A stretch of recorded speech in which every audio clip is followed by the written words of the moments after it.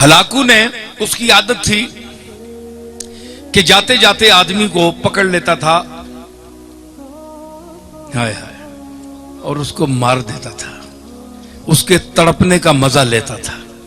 इतना जालिम था, शकीउल कल्ब था। कोई सौदा सलफ लेने जा रहा है बाजार में, ना कोई उसने काम किया, ना कोई गुनाह किया, ना कोई जुर्म किया, बस पकड़ के 50-60 आदमी को घोड़े पे बैठ जाता था और ये तमाशा लगाता था। ये मरता किस तरह है, जान किस तरह निकलती है, वो खेलता था और मुस्कुराता था।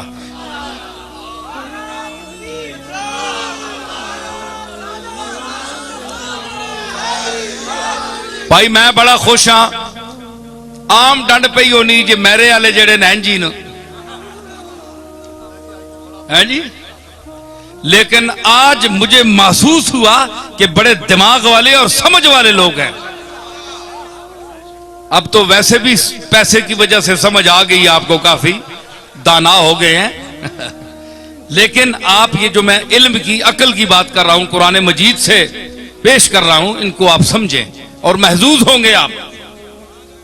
और किसी अच्छे से अच्छे मौलवी को बुलाएं, अल्लामा को बुलाएं, जादू बयान को बुलाएं, ये मसाला नहीं होगा।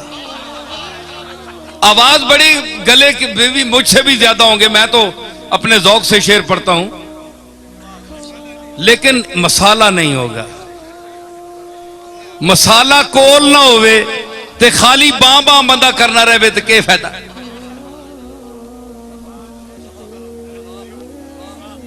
मैं समझता हूं कि जो यहां जो अनपढ़ से अनपढ़ आदमी भी बैठा है, उसके भी दिल में मेरी बातें इंशाअल्लाह इस तरह उतर रही हैं जिस तरह इंतहाई तालीम याफ्ता आदमी के दिल में उतर रही हैं।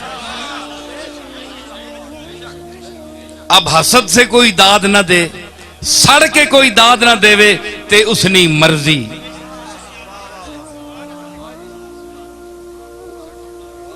ये तो उसकी मर्जी, क्योंकि सड़ना भी एक बड़ा मकाम है जी।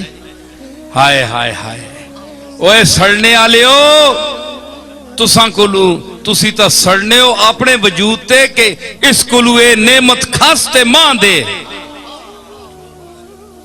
ते वो आना मैं तुदा देनी होवे ते पहले ही चाह देवा ना, तेरी बूथी है जी नहीं।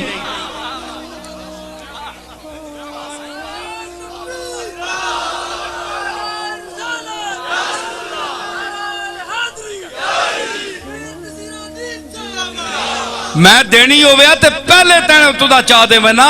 ए मैं बंदे मुंतखब कीते, वल्लाहु यख्तस्सु बिरहमतिही मन यशा। कुरान फरमाता है कि अल्लाह अपनी नेमत के लिए जिसको जो देना चाहे वो उसके लिए आदमी चुन लेता है, चुन लेता है। के गल हाँ नहीं बिच और गल भी करना पे मैं तो वो फड़कने का मजा लेता था हलाकू। एक दिन उसने ऐसा किया कि 2-3 कतारें आदमियों की खड़ी कर दी और जल्लाद से कहा इनके सर कलम करो। अब जनाब किसी ने सौदा उठाया हुआ है, किसी ने कोई प्याज उठाया हुआ है, किसी ने मिर्चें, घर में जा रहे थे लोग जिस तरह बाजार में जाते हैं। उन्होंने कहा किस गुनाह में हमें मार। उसने कहा बस देखो हलाकू सामने खड़ा है घोड़े पे, उसके हाथ में एक नींबू था, उससे खेल रहा था। अच्छा अब अगली सफ जो मरनी शुरू हुई, एक का सर गया, दूसरे का, तीसरे का, सफ पहली, एक बूढ़ा आदमी आखिर में खड़ा था। उसने जब देखा ना कि अब तो मेरी बारी है, इसके बाद वो दौड़कर पीछे हो गया पिछली सफ में। भाई जितनी देर जान बच जाए, देखा ना सुकून ढूंढता है इंसान। उस पर तो छुरी चल गई ना तो सुकून ढूंढता है मुर्गा हाथ पांव मारने में, और इस पर चलने वाली है, ये पहले ही सुकून ढूंढ रहा है। दलील आपके सामने आ गई कि नहीं? हाँ, तो उसने वो पिछली सफ में हो गया। जब पिछली सफ में गया ना तो वो सफ जब खत्म हुई ना, उस बाबे के पास पहुंचे तो वो तीसरी में चला गया, तीसरी में चला गया। और अब हलाकू के लिए बड़ी अजीब ये एक तमाशा बन गया कि इस बेवकूफ को देखो, इसको मेरे तलवार से कौन बचा सकता है।